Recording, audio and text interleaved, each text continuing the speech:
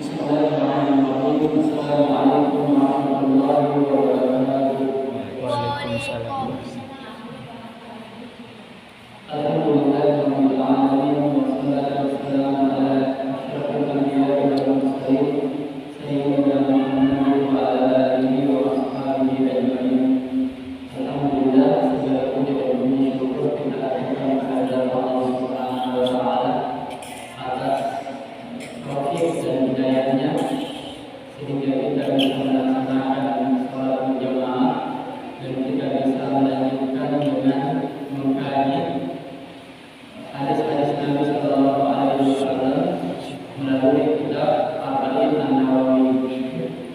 Kita bersyukur kepada Allah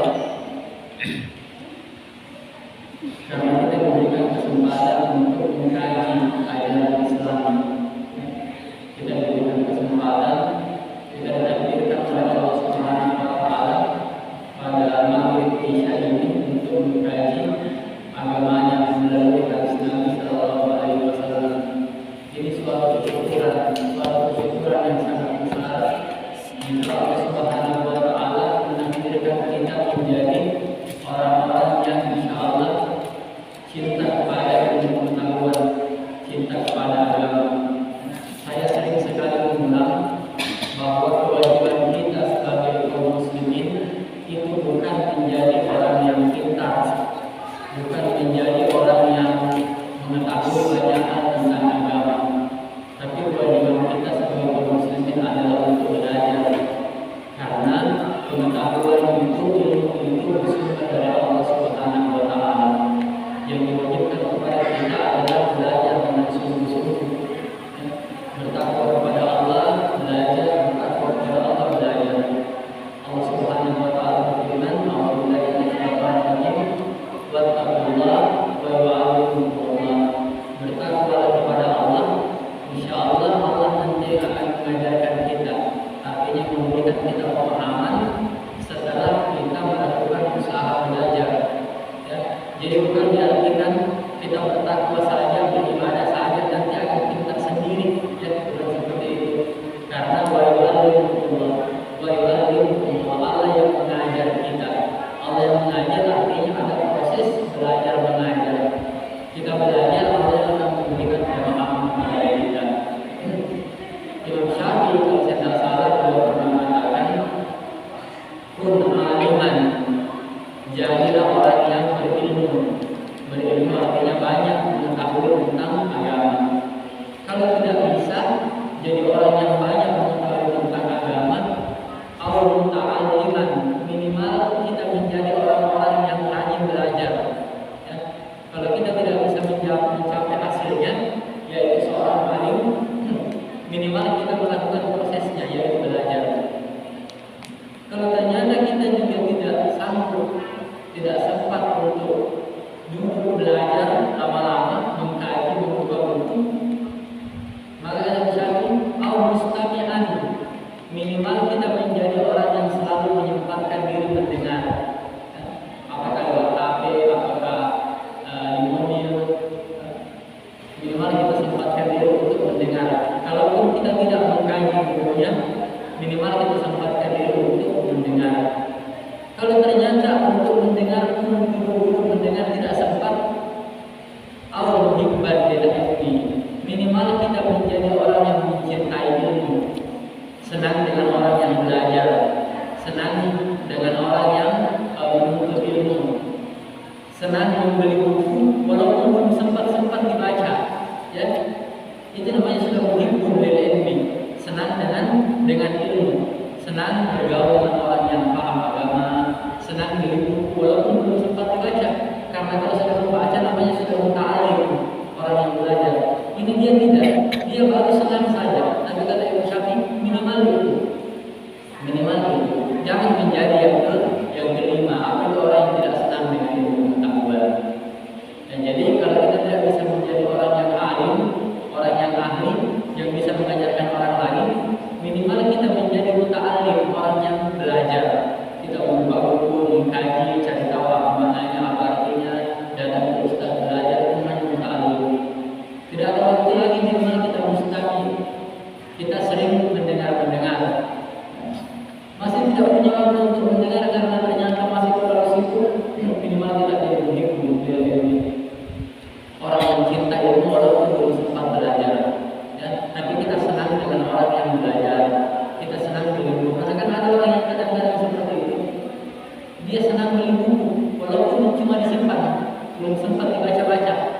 Jangan pernah kita katakan tidak ada gunanya buku itu. Kamu beli terus kamu tidak baca. Tidak ada yang tidak ada gunanya. Ya. Dia sudah beli buku itu sudah dapat pahala.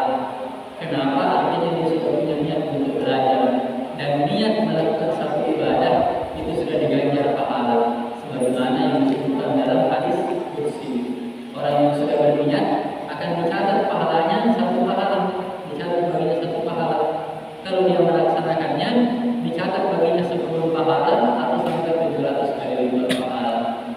Ya, jadi alhamdulillah Allah Subhanahu wa taala menakdirkan kita insyaallah menjadi muhibbun. Dan insyaallah sekarang kita mustami. Insyaallah kita sekarang adalah muta'allim, orang yang belajar. Ya, karena kita mempelajari dari kitab, membaca dari hadis, insyaallah kita sebagai orang yang muta'allim. Walaupun mungkin belum sebagai alim, belum sebagai orang yang menjadikan kehidupan dalam masalah agama. Kemudian salawat dan tasbih kita kirimkan kepada Nabi Muhammad sallallahu alaihi wasallam. Nabi yang mengajarkan kita tentang cara belajar yang paling baik.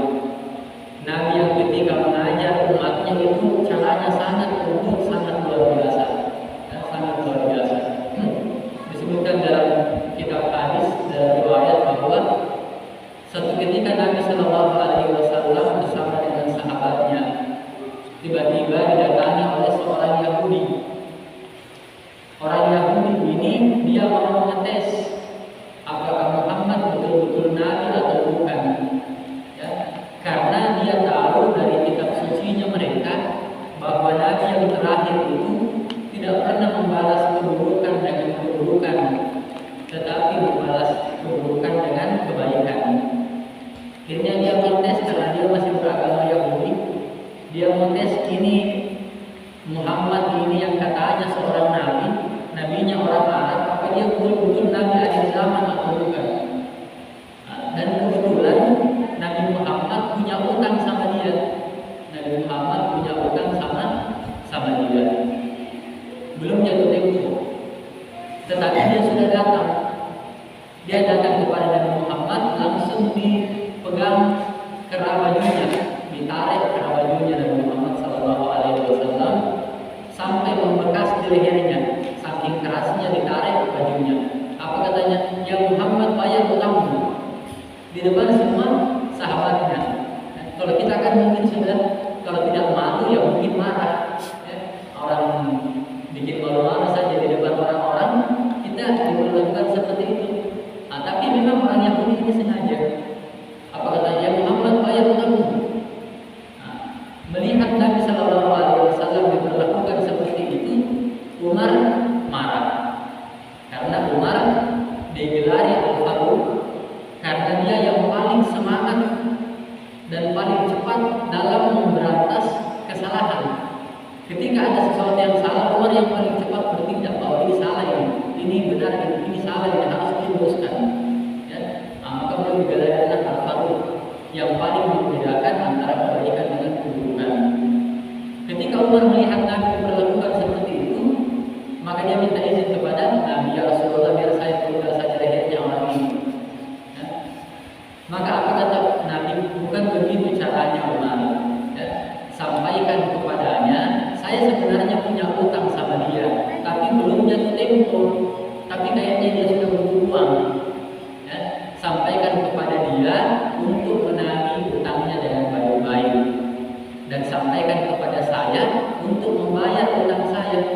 Sebenarnya belum jatuh tempo, tapi mungkin dia sudah butuh. Tidak apa-apa, ambilkan saya uang, bayar utangnya ini dan kasih lebih. Ya, dan kasih lebih. Melihat sikap Nabi Sallallahu Alaihi Wasallam yang ternyata betul sesuai dengan ciri-ciri Nabi akhir zaman, akhirnya orang Yahudi ini mengatakan, sebenarnya saya cuma mau memuji. Ya, apakah betul Muhammad ini, engkau ini adalah seorang Nabi? Maka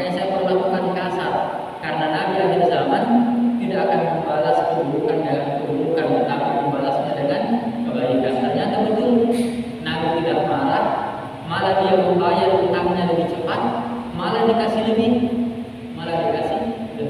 Dan Nabi mengajarkan kepada sahabatnya tidak begitu cara memperlakukan orang yang kasar. Orang yang kasar ketika diperlakukan lembut, maka dia akan menjadi orang yang baik. Sallallahu alaihi Muhammad. Nabi sallallahu alaihi wasallam itu senantiasa mengajarkan kepada kita akhlak yang paling baik. Makanya beliau dipuji di dalam Al-Quran, wa innaka la'ala khuluqin azim. Sungguh engkau wahai Nabi Muhammad, akhlaknya itu di atasnya akhlak yang terpuji. Jadi kalau akhlak sahabatnya itu akhlak terpuji, Nabi akhlaknya lebih di atasnya lagi dibandingkan itu. Nabi akhlaknya luar biasa bagusnya. Insya Allah pada kesempatan kali ini pada waktu maghrib isya kita akan melanjutkan hadis dari kitab An-Nawawi, yaitu hadis ke-10.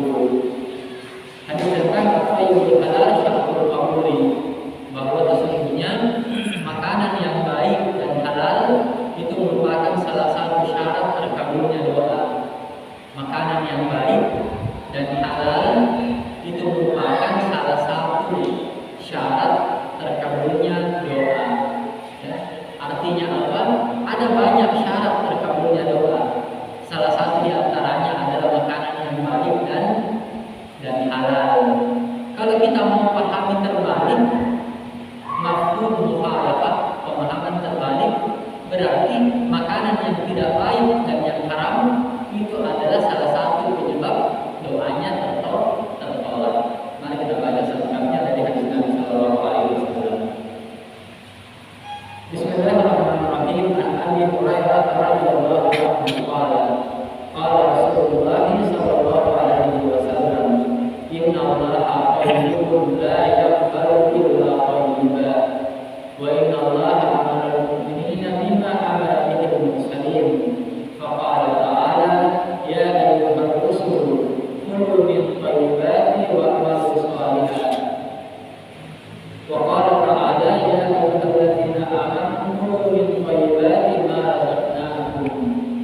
Thumma dzakara rajula yutilu safara ash'atha aghbara yamuddu yadayhi ila as-sama' ya rab wa mat'amuhu haram wa mashrabuhu haram wa malbasuhu haram wa ghuziya bil haram fa anna yustajabu lahu, rawahu Muslim.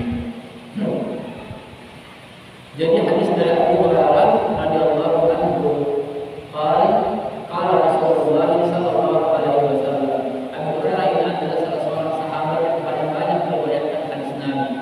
Salah seorang sahabat yang paling banyak meriwayatkan hadis Nabi karena memang kesibukannya beliau memang hanya mengikuti Nabi.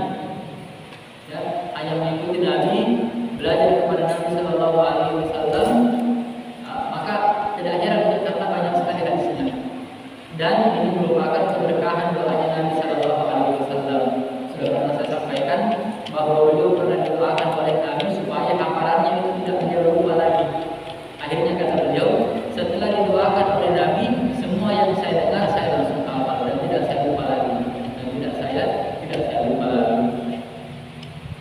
Dari Abu Hurairah radhiyallahu anhu qala Rasulullah sallallahu alaihi wasallam, inna Allaha tayyibun la yaqbalu illa thayyiban. Sesungguhnya Allah Subhanahu wa taala itu tayyib, maha baik. La yaqbalu illa thayyiban, tidak menerima kecuali yang baik-baik pula. Kita jelaskan satu persatu kalimatnya. Inna Allaha tayyibun, sesungguhnya Allah itu maha baik. Allah itu tayyib, maha baik. Kata tayyib kalau dalam bahasa Arab, kata bagus itu banyak sekali bahasa Arabnya. Hasan bagus, khair juga bagus, tayyib juga bagus, jamil juga bagus. Ya, tetapi kadang-kadang perbedaannya itu dalam penggunaannya. Kalau kata tayyib itu biasanya digunakan untuk menilai fisiknya, bentuk fisik sesuatu, bentuk fisiknya, keadaannya sesuatu. Ya, itu biasanya digunakan kata tayyib. dan sering dipakai untuk makanan. Ya, jadi biasa kita dengar halal thayyibah itu sering kata thayyib. Thayyib juga sering digunakan untuk bentuk fisiknya sesuatu. Kalau ada makanan yang fisiknya masih bagus, zatnya masih bagus, maka itu makanan tersebut namanya thayyib, masih bagus. Kalau bentuknya juga bagus, biasanya juga dikatakan thayyib. Ya, jadi kata thayyib ini bisa diartikan sebagai kondisinya, bentuk fisiknya yang nampak, dan bisa juga diartikan sebagai keadaannya masih bagus atau sudah tidak bagus. Nah, ketika di sini disifatkan Allah Subhanahu wa taala disebutkan dengan thayyib, maknanya adalah Allah Subhanahu wa taala itu thayyibun, artinya munazzahun an kulli su'in. Allah Subhanahu wa taala itu suci dari segala jenis keburukan, suci dari segala jenis kekurangan. Allah dari segi zatnya, Allah semua dari segi sifatnya itu semuanya baik. Ya, terhindar dari semua hal-hal yang tidak baik, semua dari kekurangan. Ya, jadi kata Nabi Sallallahu Alaihi Wasallam, Inna Allaha thayyibun, sesungguhnya Allah Subhanahu Wa Taala itu maha baik, sangat sempurna zatnya, sangat sempurna perbuatannya, tidak ada perbuatannya yang tidak baik. Ya, Inna Allaha thayyibun. Karena Allah maha baik, zatnya maha sempurna, tidak ada cacatnya, maka la yaqbalu illa thayyiba. Allah Subhanahu wa taala juga tidak menerima sesuatu, tidak menerima amalan kecuali yang kondisi amalnya juga baik. Kecuali yang kondisi amalnya juga baik. Amalan itu begini, amalan itu ada yang nampak, ada yang tidak nampak. Contoh misalnya begini, kalau kita sholatnya nampak, gerakan sholatnya nampak, isi hatinya orang yang sholat nampak atau tidak? Tidak nampak. Ya. Keikhlasannya tidak nampak. Ya. Jadi ibadah itu ada dua dimensinya, ada dimensi fisiknya, jasmaninya, ada dimensi rohaninya. Ibadah seperti itu, semuanya ibadah. Kalau kita misalnya membaca zikir, ada suaranya, tapi ada juga di dalam hatinya. Apakah di dalam hatinya betul-betul berzikir atau di dalam hatinya memikirkan hal yang lain? Ya? Kita bersedekah, ada yang nampak fisiknya, ada kita menggunakan tangan, kasih makanan atau kasih uang ke orang lain, ada fisiknya. Tetapi ada juga di dimensi hatinya. Apakah kita ikhlas atau tidak? Apakah di dalam hati kita ada yang ingin dipuji atau tidak? Ya. Jadi Inna Allaha thayyibun, Allah itu maha baik, maha sempurna, suci dari segala jenis kekurangan. La yaqbalu illa thayyiban. Allah tidak menerima kecuali yang baik pula. Amalan yang baik dikerjakan secara fisik dan baik pula dikerjakan secara hatinya, isi hatinya. Ya. Ada orang sholatnya kelihatannya bagus, tumanina, tetapi dalam hati dia ingin dipuji, Allah tidak terima sholat yang seperti itu. Ya.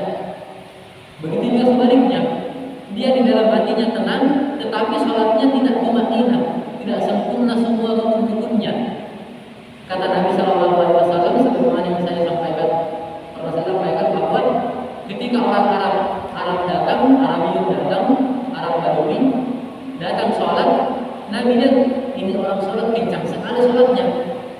Maka setelah sholat Nabi tunggu, apa kata Nabi? Irji fasalli fa innaka lam tusalli. Ulangi lagi sholatmu, tadi itu kamu belum sholat. Ya. Jadi ibadah itu ada dua dimensinya, ada dua yang harus diperbaiki. Kita perbaiki secara fisiknya, gerakannya, dan kita juga bisa perbaiki secara keikhlasannya. Ya. Orang yang sholat tapi tidak ikhlas sholatnya tidak khusyuk dengan Subhanahu wa taala, maka sholatnya tidak diterima ketika dia tidak ikhlas. Begitu pula ketika dia tenang kelihatannya tetapi cara ibadahnya tidak bagus, rukun-rukunnya tidak terpenuhi, ya Nabi juga suruh dia ulang sholatnya karena belum dianggap sebagai orang yang sholat. Ya, jadi Inna Allaha thayyibun,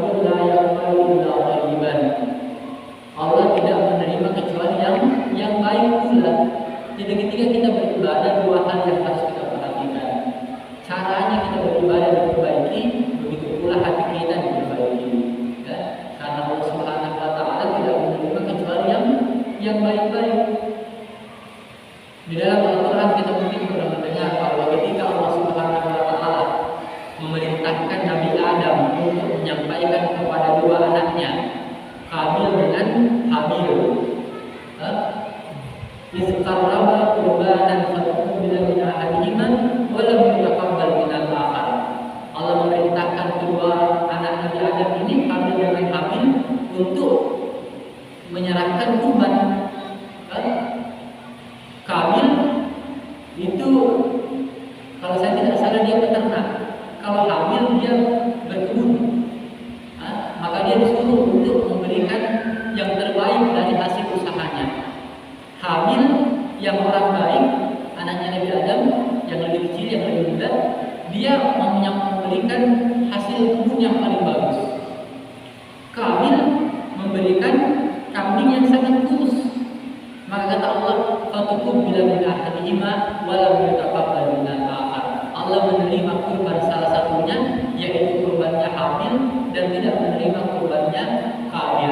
Karena yang pertama, dia tidak memberikan hal yang paling baik dari hasil usahanya. Jadi innallaha thayyibun la yaqbalu illa thayyiban. Allah tidak menerima kecuali yang baik pula. Baik cara kita mengerjakannya dan baik pula keadaan hati kita ketika kita mengerjakannya. Ya. Ada orang mengajinya dia membaca asal-asalan, tidak mau belajar. Ya maka banyak salahnya. Bahkan mungkin ketika dia sengaja membaca dengan tidak bagus, dia bisa berdosa. Begitu pula sebaliknya, dia membaca bagus tetapi di dalam hatinya ria, ingin dipuji, maka tidak diterima juga. Ya, jadi sekali lagi ibadah itu ada dua hal yang perlu kita jaga. Yang pertama, cara kita melaksanakannya, fisiknya ibadah itu kita harus jaga bagus-bagus, kita melaksanakannya dengan baik. Dan yang kedua adalah keadaan hati kita ketika kita melaksanakan ibadah. Ya, keadaan hati kita ketika kita melaksanakan ibadah. La yaqbalu illa thayyiban. Allah tidak menerima kecuali yang baik-baik. Wa inna Allaha amara al-mu'minina bima amara bihi al-mursalin. Dan Allah Subhanahu wa Ta'ala ketika memerintahkan sesuatu kepada orang-orang yang beriman, pasti sesuatu itu juga sudah diperintahkan kepada nabi-nabi sebelumnya. Ya. Jadi tidak ada yang dikatakan oh dia sudah seorang nabi, dia sudah tidak perlu melaksanakan syariat ini. Tidak. Ya. Ketika ada sesuatu yang disyariatkan kepada umat satu nabi, pasti nabinya duluan yang melaksanakan syariat tersebut. Ketika umat Islam diperintahkan untuk sholat, nabi sudah lebih dahulu sholat. Ketika umat Islam diperintahkan untuk puasa, nabi sudah lebih dahulu berpuasa. Ketika umat Islam diperintahkan untuk berzikir, nabi sudah lebih dahulu berzikir. Begitu pula larangan-larangan. Ketika umat Islam dilarang pada sesuatu, pasti nabinya sudah lebih dahulu mengerjakannya, tidak melaksanakan sesuatu yang dilarang tersebut dikerjakan oleh Allah Subhanahu wa Ta'ala. Ya. Jadi Allah tidak memerintahkan sesuatu kepada hambanya kecuali pasti nabi yang diutus kepada umat tersebut sudah pasti mereka duluan yang mengerjakannya. Ya. Contohnya misalnya, Faqala ta'ala disebutkan di dalam Al-Quran, Ya ayyuhar rusul kulu min at-thayyibati wa'malu shalihan. Wahai para rasul, kulu min at-thayyibat, makanlah sebahagian dari yang baik-baik. Wa'malu shalihan, dan kerjakanlah pekerjaan amal saleh. Perhatikan di sini, nabi secara keseluruhan semuanya itu diperintahkan makan yang baik-baik, diperintahkan makan yang baik-baik. Sudah tentu yang halal, karena yang halal dulu yang paling utama.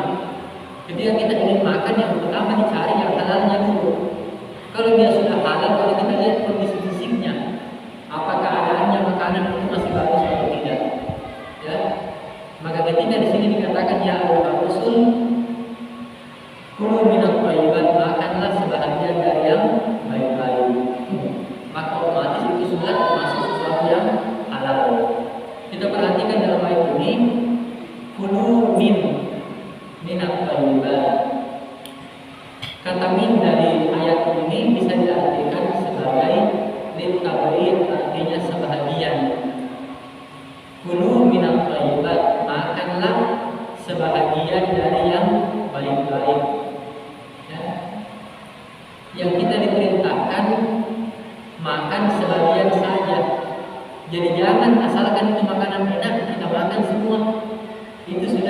sesuai dengan perintah agama. Ya. Kalau saya tidak salah selalu itu kalau ada perintah memakan makanan yang halal dan baik selalu ada kata min. Artinya apa? Sebahagian saja, jangan berlebihan. Walaupun dia halal, walaupun dia baik, walaupun itu milik kita sendiri, Allah tetap kasih aturan apa itu sebagian saja, jangan semuanya, ya. Karena at-tasarrufu perangai kita, perbuatan kita pada sesuatu yang halal itu pun diatur oleh agama, ya. Bukan cuma yang memilih antara halal dengan yang haram yang diatur, tidak. Dalam mempergunakan yang halal pun diatur oleh agama. Dalam menggunakan yang halal pun diatur. Nah, contoh misalnya ini makanan. Walaupun kita orang yang paling kaya, di rumah banyak sekali makanan, ayat Al-Quran tetap mengatakan kulu minal thayyibat, makan sebahagian saja. Jangan dimakan semua mentang-mentang halal. Ya, jangan dimakan semua mentang-mentang halal. Kita punya pohon mangga, ada buahnya 30, masak semua. Oh ini halal semua, punya saya. Dan thayyib masih bagus semua, masak di pohon. Tetap ada aturannya agama. Minum sebagian saja, jangan dimakan semua. Pertama karena tidak sanggup, yang kedua karena pasti akan tersisa nanti tidak termakan semua, dan yang ketiga adalah perbuatan mubazir. Ya, perbuatan mubazir. Jadi kulu minal thayyibat, makanlah sebahagian saja dari yang baik-baik. Wa'malu shalihan, dan lakukanlah perbuatan-perbuatan yang baik, amal saleh. Amal saleh ini biasa diartikan sebagai amalan yang memberikan manfaat. Amalan yang memberikan manfaat. Karena Nabi secara umum itu tidak diutus untuk menjadi saleh sendiri. Ya, semua nabi tidak diutus untuk menjadi nabi yang saleh sendiri, tetapi selalu diperintahkan untuk beramal shalihan. Kerjakanlah pekerjaan yang bermanfaat untuk orang lain. Makanya semua nabi pasti mengajarkan kebaikan, pasti mendakwahkan kebaikan. Tidak ada nabi yang syariatnya untuk dia sendiri saja. Saya berbuat sendiri saja, tidak. Karena amal soleh itu artinya adalah amal yang memberikan manfaat bagi orang lain. Amal soleh adalah amalan yang memberikan manfaat bagi orang lain. Makanya ada pernah pertanyaan begini, yang mana itu yang paling bagus? Tinggal saja di rumah, beribadah, menjauhi dosa, atau keluar berdakwah, mengajak orang lain berbuat baik, tetapi dengan konsekuensi di luar akan banyak melihat dosa dan sebagainya. Orang berbeda pendapat dalam hal ini. Ada yang mengatakan kalau begitu kita tinggal saja di rumah, beribadah, memperbaiki diri, memperbanyak zikir, tidak usah keluar-keluar, itu terlalu banyak urusan dengan dunia luar. Kenapa bikin banyak dosa? Ya, itu namanya memperbaiki diri sendiri saja, untuk memperbaiki orang lain. Ada pula yang berpendapat bahwa kita tidak boleh tinggal di rumah, kita harus keluar, memperbaiki orang lain, mengajak orang lain membuat kebaikan, walaupun ada konsekuensinya. Kita bisa ketemu dengan orang mungkin mengajak kita kepada yang tidak baik, mempengaruhi kita kepada yang tidak baik. Kita di luar melihat orang yang tidak menutup aurat, tetapi amal soleh itu maknanya adalah amalan yang memberikan dampak baik kepada orang lain, bukan menjadi soleh sendiri. Dan bukan menjadi soleh sendiri. Rusak umat kalau kita memilih untuk menjadi soleh sendiri. Ya sudah pilih, tidak usah dipikirin ke orang. Yang penting saya mau memperbaiki diri saya sendiri. Rusak nanti umat. Kenapa? Tidak ada lagi amal ma'ruf nahi munkar. Kalau semua orang berpendapat seperti itu, bahaya. Ya, orang mengatakan, mending saya untuk keimananku sendiri saya jaga, keislamanku sendiri saya jaga, dan saya mau menjauhi saja orang lain. Kalau orang semua berpikiran begitu, maka tidak ada lagi amal ma'ruf nahi munkar. Ya? Dan itu bukan pekerjaan para nabi. Pekerjaan para nabi itu adalah mendakwahi orang, keluar mendakwahi orang, menyampaikan kebaikan, walaupun ada banyak keburukan yang mungkin diterima. Ya. Firman Allah berfirman, ya ayyuhalladzina amanu kulu min thayyibati ma razaqnakum. Jadi yang ayat sebelumnya tadi yang diperintahkan adalah para nabi. Ayat berikutnya yang diperintahkan adalah orang-orang yang beriman. Ya ayyuhalladzina amanu kulu min thayyibati ma razaqnakum. Makanlah sebagian dari barang-barang yang thayyib, yang baik. Apa itu thayyib? Thayyib itu dua. Thayyib itu adalah yang kondisi fisiknya masih bagus, kondisi fisiknya masih bagus, ya, bentuknya masih bagus, dan kualitasnya juga masih bagus. Kalau berkaitan dengan makanan, kalau berkaitan dengan makanan, ya. Kalau misalnya ada makanan, dia kondisi bentuknya masih bagus, tapi sudah kadaluarsa, itu sudah tidak bagus. Kenapa?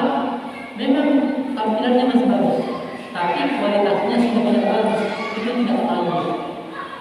Begitu pula sebaliknya, makanannya masih bagus, tidak kadaluarsa, kondisi nilai gizinya masih bagus, tapi sudah jadi diinjak lagi orang. Memang kondisi gizinya masih bagus, roti baru dibeli, jatuh di tanah, diinjak lagi orang. Itu masih bagus, itu sudah tidak thayyib, walaupun gizinya mungkin masih banyak, tapi bentuknya sudah tidak bagus, sudah kotor dan sebagainya. Yang diperintahkan untuk kita makan adalah halalan, thayyiban.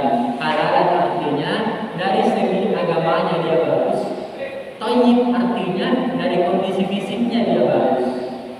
Ya, kalau kita beli roti pakai uang sendiri, uangnya kita dapat dengan cara yang halal. Beli rotinya di tempat orang-orang yang halal, membikin rotinya dengan barang-barang yang halal, maka rotinya halal. Apa artinya thayyib atau tidak? Ya, kita lihat dulu. Thayyib itu bentuk dan kualitasnya. Kalau bentuknya masih bagus, berarti syarat pertama dari thayyib terpenuhi. Kualitasnya masih bagus, berarti syarat kedua dari thayyib terpenuhi. Ini yang kita diperintahkan untuk konsumsi. Itu pun ada kata minum sebahagian saja, jangan semuanya, jangan berlebihan. Ya. Di dalam sejarah disebutkan bahwa Umar ketika masa kekhilafahannya, beliau pernah jalan-jalan ke pasar, lihat orang besar sekali perutnya. Ya. Umar bilang, "Mahaza." Dipegang perut, "Mahaza." Apa ini katanya? Apa katanya? Apa jawaban itu? Barakatun minallah. Ini berkah ini. Ya. Ini tandanya makanan saya berkah. Karena ini buktinya dia jadi daging, saya jadi gemuk, perut saya jadi besar. Apa kata Umar? Bal azabun minallah. Ini sebenarnya bukan berkah, ini siksaan ini. Ya. Kenapa kata Umar? Kalau perut terlalu besar, badan terlalu gemuk, makan terlalu banyak, susah untuk ibadah, susah untuk bergerak, berzikir jadi susah, jadi malas, selalu tidur. Dan itu adalah azab. Itu adalah sebenarnya siksaan, bukan berkah, ya, bukan keberkahan.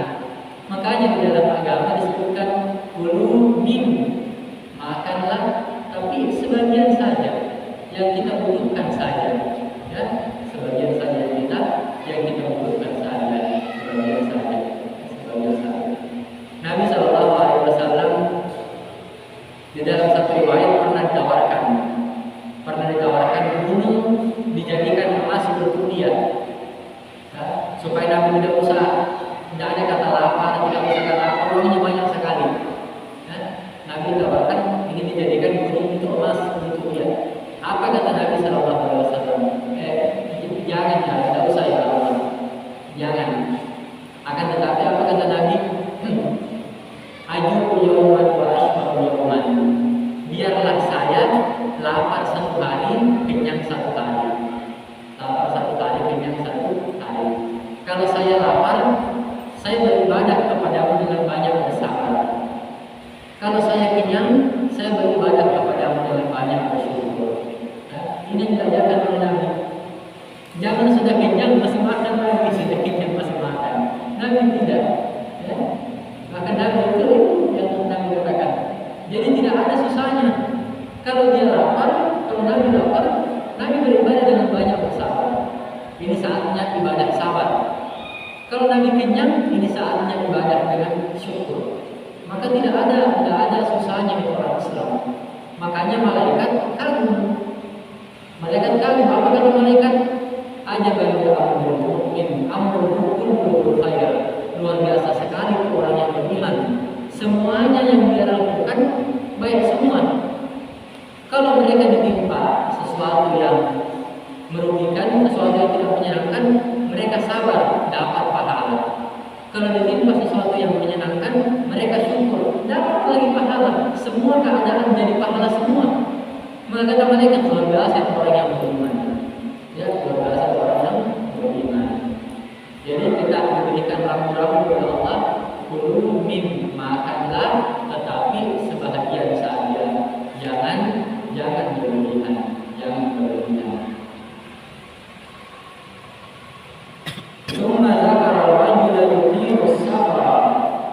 Kemudian Nabi SAW setelah menyebutkan ayat ini, beliau menyebutkan bahwa ada seorang laki-laki yang yutilus safar, itu sudah melakukan perjalanan panjang jauh sekali, sudah berjalan jauh sekali.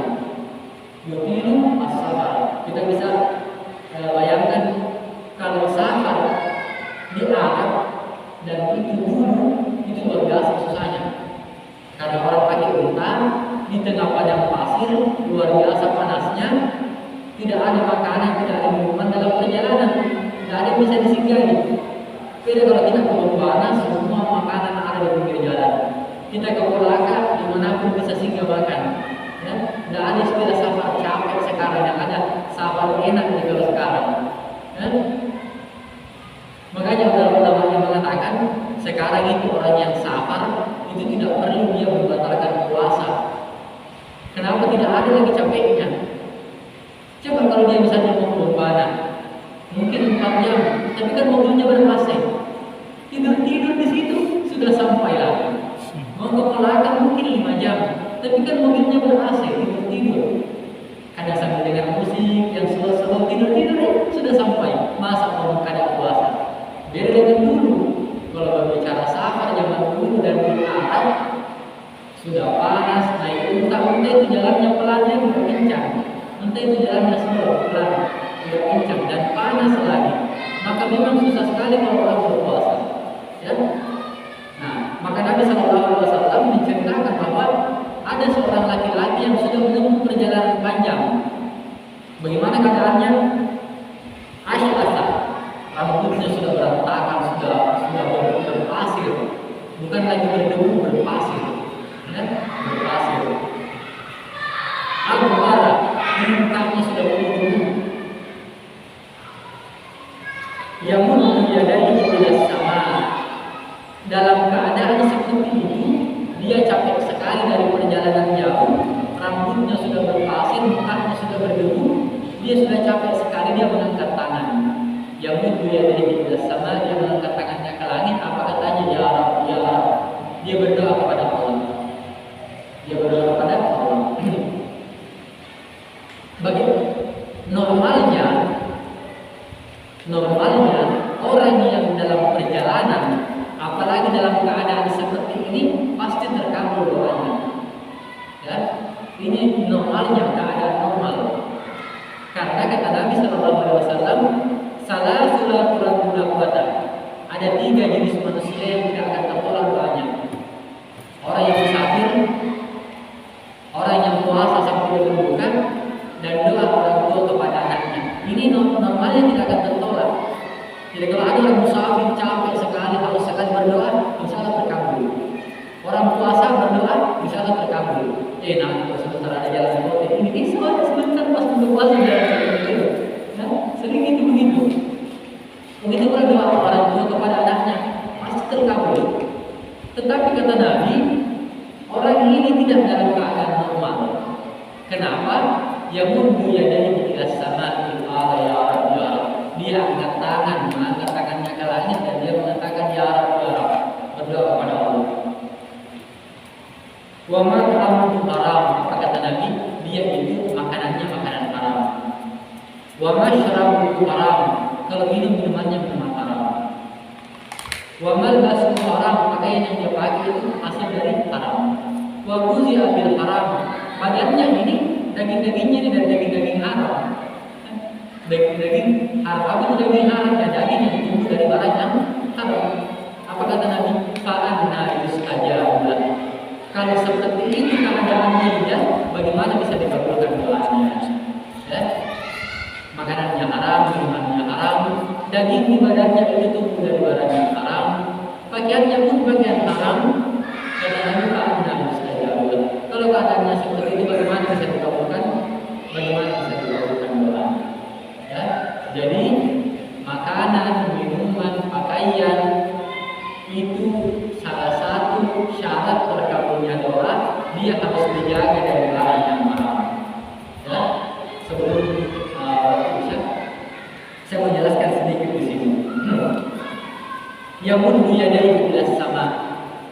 Orang yang dalam safar ini mengangkat tangannya ke langit dan mengatakan ya Allah. Jangan sampai dijadikan dalil bahwa ini bukti bahwa Allah Subhanahu wa taala itu di langit. Kenapa ini orang berdoa angkat tangan bilang ya Allah mengangkat tangannya ke langit?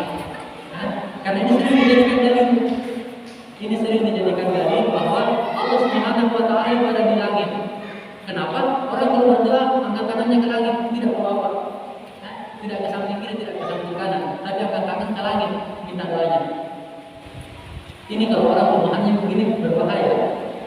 Kenapa berbahaya? Coba kita pakai alasan yang sama. Ketika dia mengatakan Allah itu di langit, buktinya apa? Orang kalau angkat tangan berdoa, angkat tangannya menghadap ke langit, tangannya menghadap ke orang gitu. Itu buktinya Allah ada di langit. Kalau kita sholat menghadap mana? Ka'bah. Kita bersujud kepada siapa? Kepada Allah. Bersujud kepada Allah menghadap mana? Ka'bah. Allah ada di Ka'bah? Tidak bisa diartikan begitu. Ya. Orang yang ada sholat di Masjidil Haram itu dia bersujud pasti di depannya Ka'bah. Dan orang yang bersujud pasti dia sujudillah. Dia pasti bersujud kepada Allah Subhanahu wa taala. Dan menghadap ke mana dia bersujud? Menghadap ke Ka'bah. Ya. Orang sholat menghadap ke mana? Menghadap ke Ka'bah. Padahal ketika kita sholat apa? Inni wajjahtu wajhiya lillazi fatara samawati wal ardh. Saya menghadapkan wajah saya ini ke Allah yang menciptakan langit dan bumi. Ketika kita sholat kita menghadap ke mana? Ke Ka'bah. Berarti Allah ada di Ka'bah. Pemahaman salah. Ya, makanya keliru orang yang mengatakan Allah itu ada di langit sama dengan mengatakan Allah itu ada di Ka'bah. Kenapa? Kalau orang berdoa berarti mengangkat ke atap tangannya ke langit berarti Allah di langit. Orang sholat menghadap ke Ka'bah berarti Allah di Ka'bah. Tidak seperti itu. Ya. Allah ada di tempat yang Allah inginkan dari sejak zaman asal, dari sejak dulu sampai sekarang. Ya. Allah tidak bertempat, tidak ada di langit, tidak ada di bumi, tetapi Allah berada di yang Dia inginkan dari sejak dulu sampai zaman sekarang. Allah sudah ada sebelum Allah menciptakan langit dan bumi, maka tidak mungkin Allah ada di langit. Ya. Jadi itu saja sedikit supaya tidak ada pemahaman bahwa Allah itu ada di langit. Kenapa? Karena kita berdoa kita mengatakan terang kalau begitu Allah itu di Ka'bah. Karena kalau kita sholat menghadap itu di Ka'bah. Di mana Allah berada di tempat Allah berada di yang dia ketahui. Allah berada sesuai dengan keadaannya sejak zaman azali sebelum menciptakan segala sesuatu. Ya. Jadi kita kembali ke hadis ini bahwa Nabi Shallallahu Alaihi Wasallam mengingatkan bahwa orang yang semua badannya dipenuhi dengan sesuatu yang haram,